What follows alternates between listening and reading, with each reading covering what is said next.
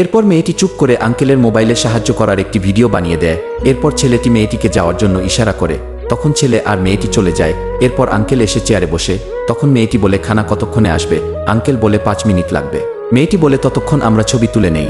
Uncle বলে, ঠিক আছে। মেয়েটি ক্যামেরা অন করতেই ওই মেয়েটির ভিডিও দেখতে পায় আর জিজ্ঞাসা করে, বাবা এটা কোনো মেয়ের ভিডিও? বাবা বলে, আমি জানি না। মেয়েটি তখন ওই মেয়েটিকে দেখতে পায়।